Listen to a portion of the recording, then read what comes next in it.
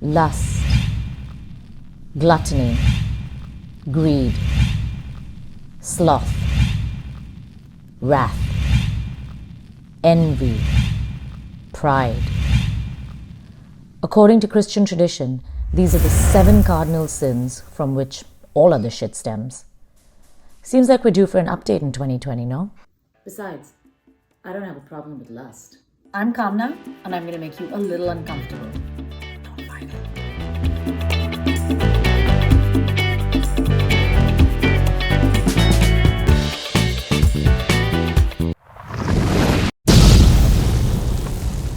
Number 1.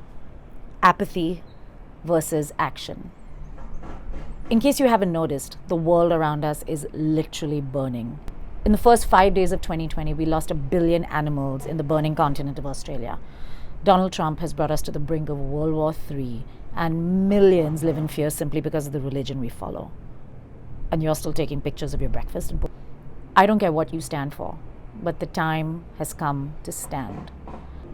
Traditionally, the opposite of apathy is empathy. I think the time for empathy has also passed, just like thoughts and prayers. So whether you protest, boycott, donate, or create, what are you doing to save the world that we live in?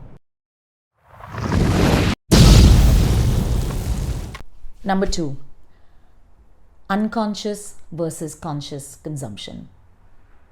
The house, the beach house, the cars, the bags, the kombucha, the tamarind, the coconut oil, the quinoa, the kale. The reason companies can dick us around so much is because we don't know what the fuck we want. You really think another $200 cleanse is going to cleanse you of your toxins? Your toxin is the constant need to consume, whether it's food or material goods or information. We're on those damn devices all day ingesting junk. Oh yeah, and now welcome TikTok, because we really fucking needed that. You actually need much less than you think. And when you figure that out, you're much less susceptible to the next new health fad or biohacking trend, which, by the way, is implantables. Good luck with that. Number 3, false humility versus owning your gifts.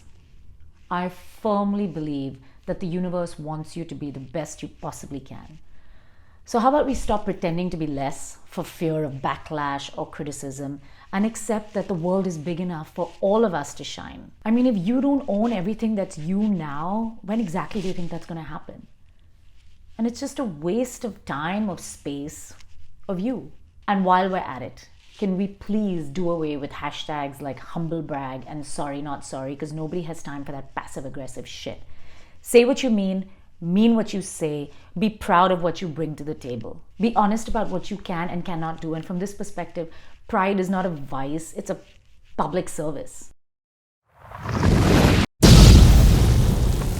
Number 4, parenting to the norm versus parenting to the child. Look around you. Kids today know more. They do more. They suffer more. They're hurling themselves in front of trains. They're changing genders. They're fighting fights that we don't have the balls to fight. And you're still worried about their SAT scores? Wake up, parents. Even educators around the world are screaming that the metrics are all fucked up. Just ask Felicity Huffman. The formula for a successful child has changed. It's no longer an Ivy League education. It's being able to function in a complicated world as a well-adjusted, kind, and compassionate human being. So how are we doing on that metric?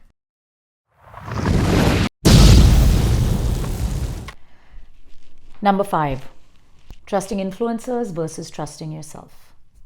Seriously? All your life lessons you learned on Instagram? Let me tell you something.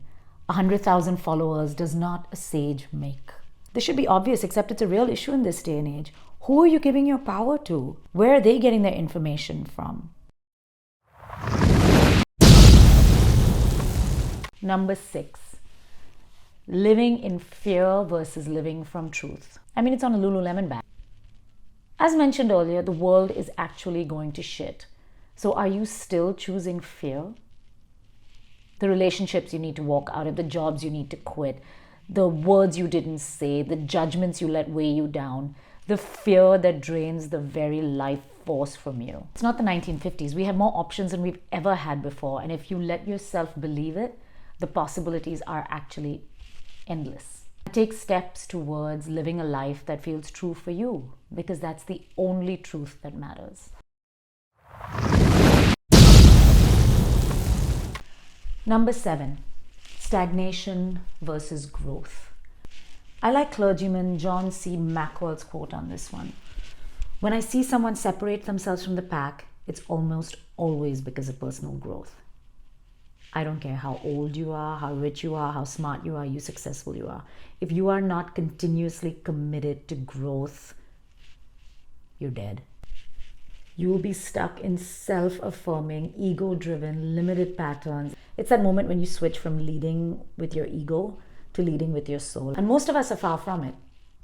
But that's what this next decade should be about. Cheers.